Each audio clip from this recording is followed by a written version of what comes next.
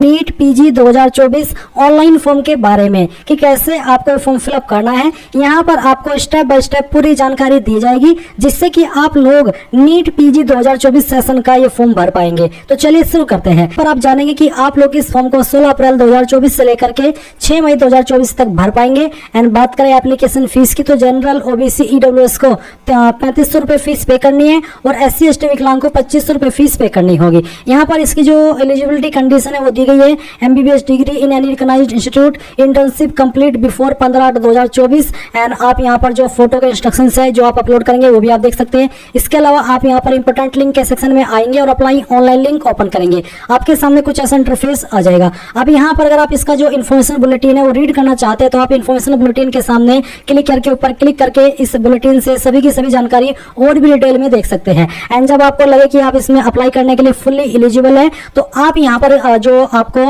Register का option यहाँ पर देखने को मिल रहा है इसके ऊपर क्लिक करेंगे। अब इसके ऊपर क्लिक करने के बाद में आपके सामने कुछ ऐसा इंटरफेस आएगा जहां पर आपसे पूछा गया है please confirm if you are an applicant और an agent on behalf of applicant, यानी कि क्या आप खुद एप्लीकेंट है या फिर आप एप्लीकेंट के बिहाफ पर फॉर्म को भर रहे हैं और आप एक एजेंट है। अगर आप एप्लीकेंट है तो आप आई एम एन एप्लीकेंट इसके ऊपर क्लिक करेंगे और अगर आप एजेंट है जो कि एप्लीकेंट के बिहाफ पर इस फॉर्म को भर रहे हैं तो फिर आप सेकंड वाले ऑप्शन पर टिक करेंगे। क्योंकि मैं एज एन एप्लीकेंट इस फॉर्म को भर रहा हूं तो मैं पहले वाला ऑप्शन टिक करता हूं। ये आपको आपकी चॉइस के अकॉर्डिंग ही टिक करना हो क्योंकि मैंने दोनों का मतलब आपको बता दिया है। अब आप यहाँ पर सबमिट के ऊपर क्लिक कीजिए। इसके ऊपर क्लिक करने के बाद इस तरह से इंस्ट्रक्शंस आएंगे। आप यहाँ पर इसको क्लोज कीजिए। क्लोज करने के बाद प्राइवेसी नोटिस दिया है, आप इसको भी आई एग्री कर दीजिए। अब यहाँ पर आता है कैंडिडेट नेम, तो यहाँ पर आपको बोला do not prefix doctor MR Mrs Shrimati या फिर श्री, आपका जो भी नाम है डॉक्यूमेंट के अकॉर्डिंग वो नाम आप यहाँ पर लिखेंगे और उस नाम को दोबारा डाल करके आप यहाँ पर वेरीफाई कर देंगे। इसके बाद में आप यहाँ पर नीचे जो आपका डेट ऑफ बर्थ है वो एंटर करेंगे।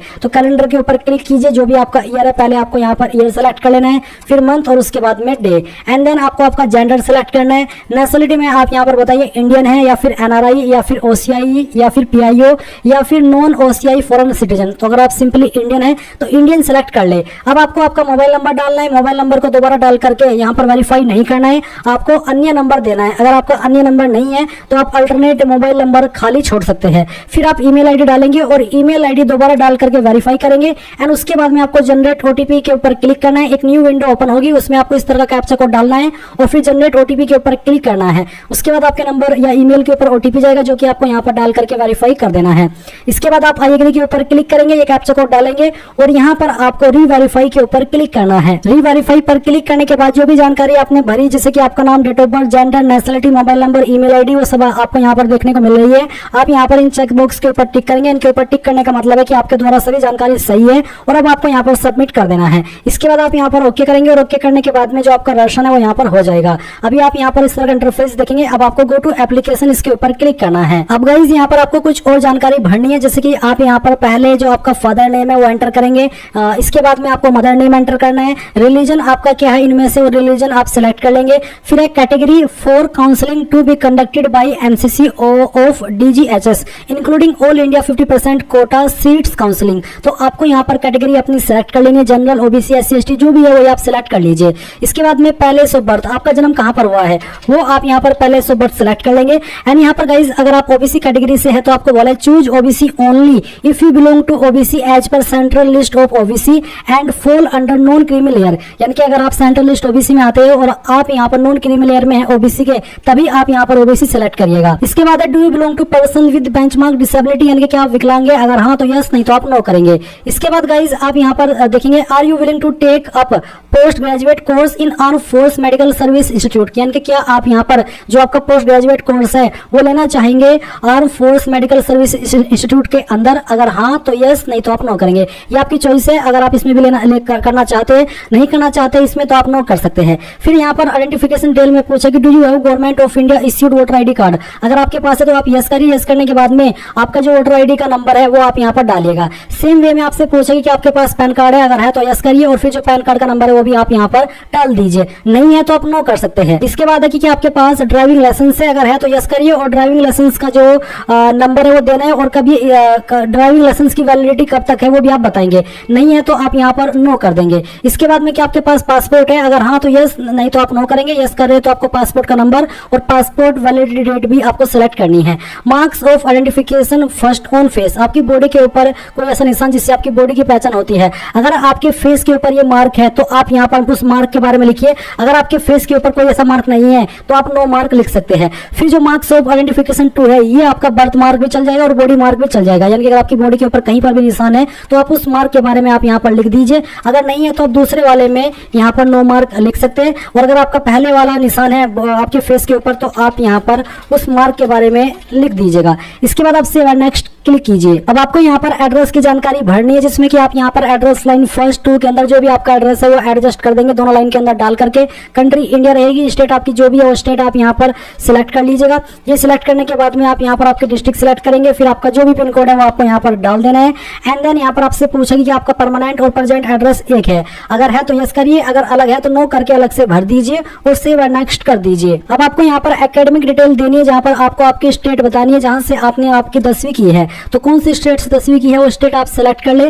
और उसके बाद में यहाँ पर आपको बताना है state UT of completion of, आपने जिस 12वीं जिस स्टेट से की है वो स्टेट आपको यहाँ पर सिलेक्ट कर लेनी है। MBBS detail, please refer to information bulletin to know about the eligibility criteria. आप यहाँ पर इन्फॉर्मेशन बुलेटिन पढ़ करके और एलिजिबिलिटी के बारे में अच्छे से जानकारी जान सकते हैं। अब आता है country of completion of MBBS qualification. MBBS qualification आपने कौन सी कंट्री से की है वो कंट्री आपको यहाँ पर सिलेक्ट कर लेनी है। ये सिलेक्ट करने के बाद में आप यहाँ पर स्टेट बताएंगे। जैसे कि अगर मैंने यहाँ पर इंडिया सेलेक्ट किया है तो आपको यहाँ पर फिर आपकी स्टेट बतानी है जिस स्टेट से आपने ये की है। उसके बाद आपको सिटी ऑफ कौन सी सिटी है वो आप यहाँ पर एंटर कीजिए। एंड ये एंटर करने के बाद में आपको यूनिवर्सिटी ऑफ कंप्लीशन कौन सी यूनिवर्सिटी से है वो आप सिलेक्ट कर ले। फिर आपको नेम ऑफ कॉलेज सिलेक्ट कर लेना है। एंड उसके बाद में डेट ऑफ पासिंग क्या है वो भी आप यहाँ पर सिलेक्ट कर लीजिएगा इस तरह से, जैसे कि मैं आपको बता रहा हूँ। इसके बाद आप नीचे आएंगे, आपको पूछा है कंप्लीटेड इंटर्नशिप। अगर आपने इंटर्नशिप कर लिया तो आप यस करिए। यस करने के बाद में आपको सिटी ऑफ इंटर्नशिप बतानी है, कौन सी इंस्टीट्यूट से आपने की है वो इंस्टीट्यूट का नाम दीजिए। Date of start of internship, कौन सी डेट में स्टार्ट की थी और कौन सी डेट में कंप्लीट की थी वो डेट आप यहाँ पर बता देंगे। मेडिकल काउंसिल रेशन डिटेल, यहाँ पर आपको जो रेशन टाइप है बताना है, प्रोविजनल है या फिर परमानेंट है, जो भी है वो सिलेक्ट कर ले। Medical council rational number, name of medical council आपको यहाँ पर सिलेक्ट कर लेना है। उसके बाद में MBBS examination mark, first MBBS examination percentage of obtained marks, तो कितने नंबर आपको आए थे फर्स्ट एमबीबीएस एग्जामिनेशन में वो आपको यहाँ पर बताना है। मैं आपको एग्जाम्पल के लिए फिल करके दिखा रहा हूँ, आप आपके रियल नंबर डालिएगा। उसके बाद में कितने नंबर आए थे वो आप यहाँ पर डालिएगा। बेसिकली आप यहाँ पर परसेंटेज आपको एंटर करनी है। और जो आप यहाँ पर ये परसेंटेज भरे उसमें बोला please enter marks percentage up to 2 decimal, यानी कि आपको पॉइंट के साथ में आपकी जो परसेंटेज है वो एंटर करनी है इस तरह से, जैसे कि मैंने आपको यहाँ पर फिल करके दिखाया है। फिर सेकंड एमबीबीएस एग्जामिनेशन, फिर फाइनल एमबीबीएस एग्जामिनेशन परसेंटेज देनी होगी। इसके बाद aggregate percentage in all MBBS provisional examination वो यहाँ पर आ जाएगी। उसके बाद additional information deported rusticated during medical course, अगर हाँ तो यस, नहीं तो आप नो करेंगे। Charged of use of unfair means by NBMS, अगर आपको चार्ज किया गया है उसके लिए तो आप यस करें, नहीं तो आप नो करेंगे। Have you appeared in NEET PG previously, क्या आपने नीट पीजी पहले भी दिया है, अगर हाँ तो यस, नहीं तो आप नो कर देंगे और सेव एंड नेक्स्ट के ऊपर क्लिक करेंगे। अब यहाँ पर आपके सामने टेस्ट सिटी की जानकारी आ गई है, जैसे कि आप देख सकते हैं टेस्ट सेंटर डिटेल, यहाँ पर कुछ डिटेल आपको दी गई है। अब आप यहाँ पर आपके स्टेट सेलेक्ट कीजिए, उसके बाद में आप यहाँ पर सिटी क्या रखना चाहते हैं वो सिटी आपको यहाँ पर सिलेक्ट कर लेनी है।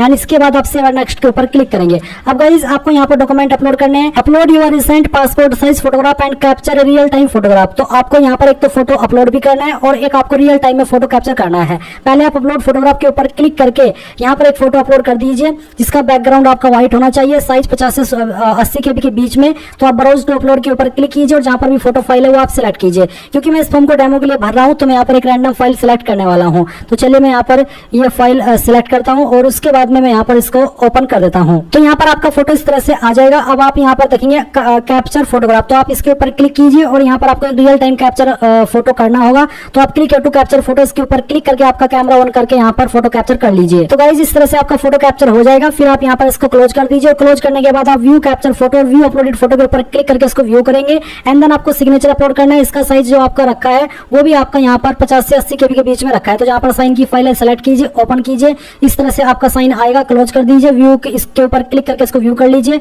फिर है upload your left thumb impression, आपको बाएं अंगूठे का निशान अपलोड करना है। इसका साइज भी 50 से 80 KB के बीच में रखा है, तो जहां पर भी थंब इंप्रेशन है वो फाइल आप यहां पर सेलेक्ट कीजिएगा। और फिर गाइज यहाँ पर upload your valid medical conciliation certificate of MBBS qualification, तो आप क्लिक टू अपलोड के ऊपर क्लिक कीजिए। इसका फॉर्मेट PDF का रखा है, जहां पर भी PDF की फाइल अवेलेबल है वो आप सेलेक्ट कीजिए और यहाँ से इस तरह से ओपन करके इसको अपलोड कर दीजिए।